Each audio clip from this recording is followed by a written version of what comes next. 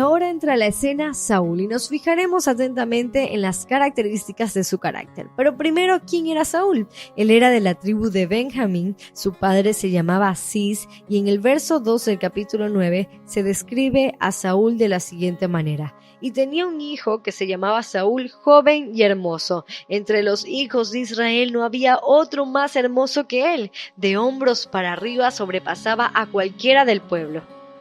Con este texto entonces entendimos que era alto, era guapo y era diferente a cualquiera del pueblo. Y vayamos un poco más a la historia. ¿Cómo llega a ser rey Saúl? La historia relata que el padre de Saúl, Cis, se le pierden sus asnas, por lo que envía a Saúl a buscarlas y al no hallarlas, uno de los criados que lo acompañó le sugiere buscar a un hombre del Señor, a un varón de Dios, a un profeta, con la idea de preguntar dónde podrían estar. Cuando van hacia la ciudad se encuentran a Samuel, pero Dios ya le había mostrado a él que encontraría a este joven, al futuro rey. Así que le dice que sería rey, luego lo presenta delante del pueblo con estas palabras. ¿Habéis visto al que ha elegido el Señor, que no hay semejante a él en todo el pueblo? Y el pueblo clamó a gran voz, ¡viva el rey! Con estas palabras inicia el apogeo de su reinado.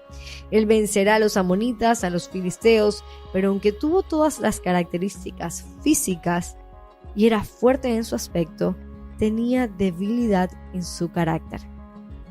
Entonces veremos aquí cómo todo ese aplauso que recibió por sus características físicas no fueron suficientes para mantener un reino teocrático, un reino donde Dios era el centro.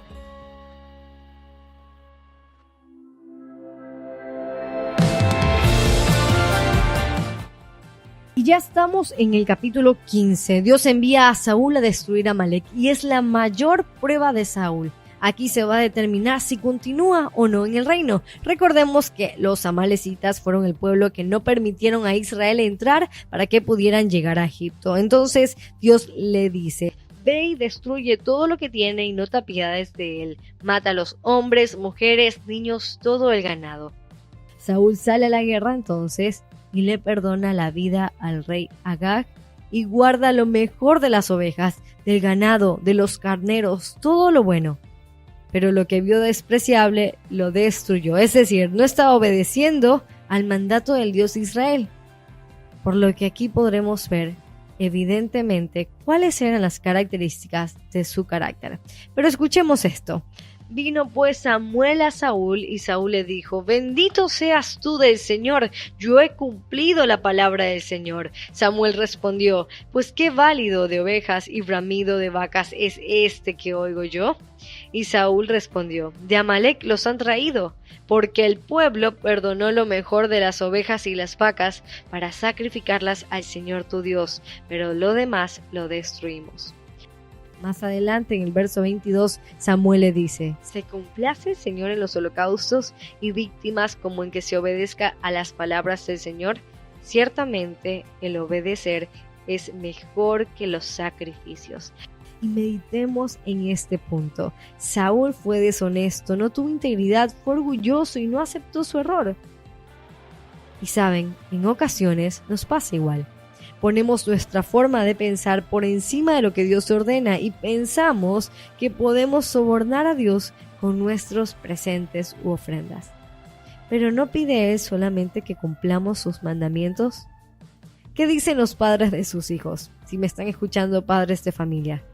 He escuchado a muchos decir que lo mejor que les puede ocurrir es tener un hijo obediente, sincero, humilde.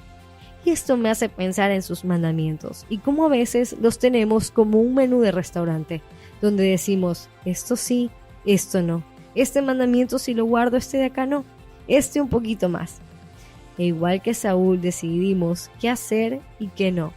Pero no debemos matar por completo a nuestro viejo hombre y rendirnos y humillarnos ante los únicos mandamientos y las únicas palabras perfectas. Podemos incluso sonar religiosos como Saúl y decir: bendito sea Samuel, Baruch Hashem, aleluya. Pero vacías serán nuestras palabras y desechables por Dios si no somos obedientes. ¿Qué forma de confrontarnos tiene la vida de Saúl?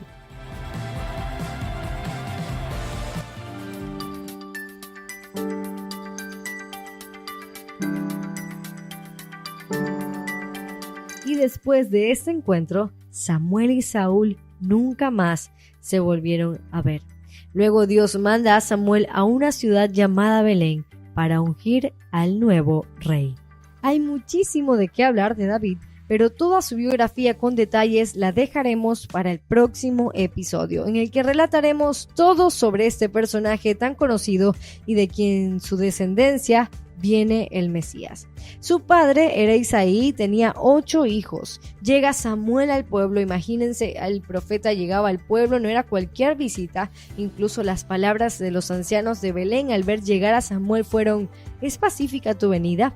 Él respondió: vengo a ofrecer un sacrificio, vengan conmigo. Entonces, lo que quiero asentar es que llega el consejero, principal ministro de la nación a Belén, y las autoridades lo reciben con miedo. Entonces Samuel los convoca a un sacrificio que es algo muy solemne. Es decir, este era un evento muy importante. Entonces llama a Isaí y lo convoca también de una forma especial al sacrificio junto a sus hijos, y él lleva a 7.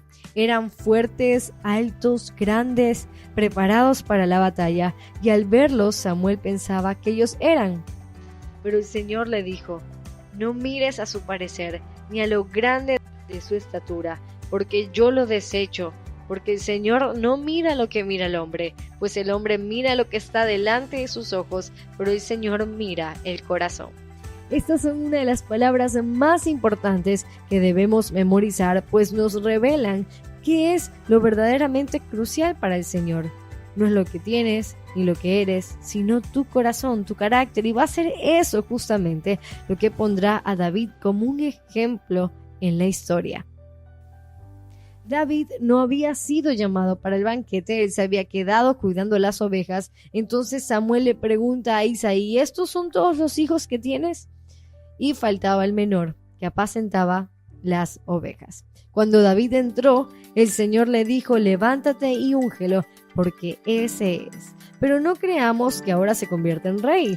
Pasarán muchos años, su reinado empezó cuando él tenía 30 y aproximadamente en este momento, en su unción como rey, tendría unos 13 o 14 años.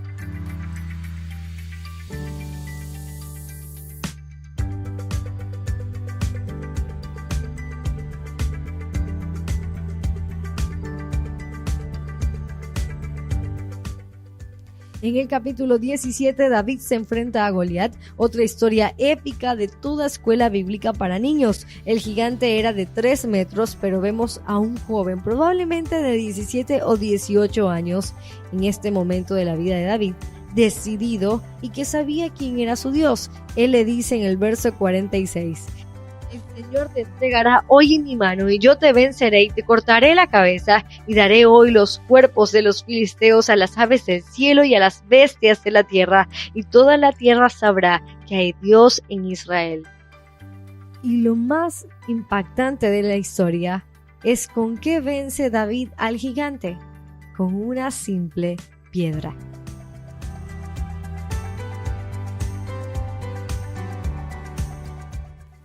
Llegamos al siguiente apartado, del capítulo 18 al 20. La temática aquí son los celos de Saúl hacia David y cómo él procura matarlo. En el verso 6 del capítulo 19 dice: aconteció que cuando volvían ellos, cuando David volvió a matar al filisteo, salieron las mujeres de todas las ciudades de Israel cantando y danzando para recibir al rey Saúl con panderos, cánticos de alegría y con instrumentos de música.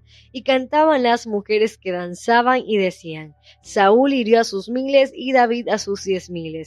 Y se enojó Saúl en gran manera y le desagradó ese dicho y dijo: a David dieron 10,000 y a mí 1000, no le falta más que el reino. Y desde ahí miró Saúl con malos ojos a David. De aquí en adelante, Saúl intentará matar a David. En el capítulo 19, en el verso 1 dice: habló Saúl a Jonatán su hijo y a todos los siervos para que matasen a David. Pero Jonatán, hijo de Saúl, amaba a David. Y esta última frase es un punto muy hermoso de este libro.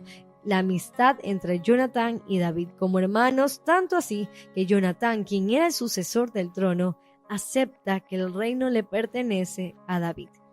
Va a ser en este contexto de persecución, además, donde David escribirá salmos que revelan cómo su plena confianza estaba en el Señor.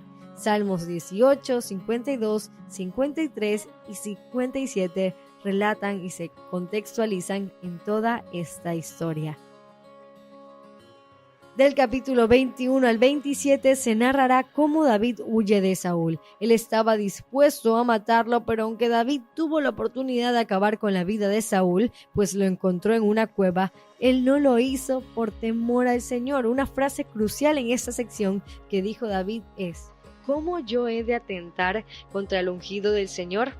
En síntesis, la actitud del carácter que estaba reflejando David aquí es temor hacia el Señor. Ya en el capítulo 31 muere Saúl en una guerra con los filisteos.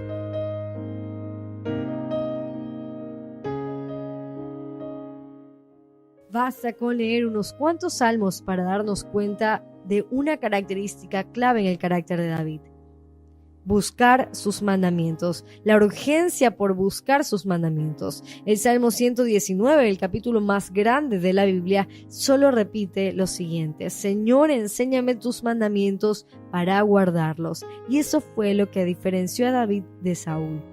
Un pastorcito de ovejas que se enfrenta a un gigante con la plena confianza de que solo existe un Dios. Y de este personaje hablaremos más a fondo en el próximo episodio. Así que tengamos en nuestra mente estos dos tipos de carácter, uno orgulloso y uno humilde. ¿Recuerdan el cántico de Ana del capítulo 2? La idea principal era la diferencia entre el orgulloso y el humilde. Y esta será la línea que seguirá el libro de Samuel. ¿Cuál será nuestro rol? Tenemos tres personajes claves que nos muestran qué sí y qué no hacer. Samuel, que escuchó a Dios y se mantuvo firme. Saúl, un hombre que confió en su fuerza y que hizo como le pareció. Y David, un joven, un hombre que más tarde será llamado un varón conforme al corazón de Dios. Así que no te puedes perder el siguiente episodio, donde relataremos a fondo la vida de este hombre y cuáles fueron las características que tuvo para lograr tener un corazón conforme al del Padre. Así que si tu deseo es tener un corazón conforme al de Él, no te pierdas el próximo episodio donde narraremos la historia del pueblo de Israel. Nos escuchamos, un saludo para todos desde Buenos Aires. Chau, chau.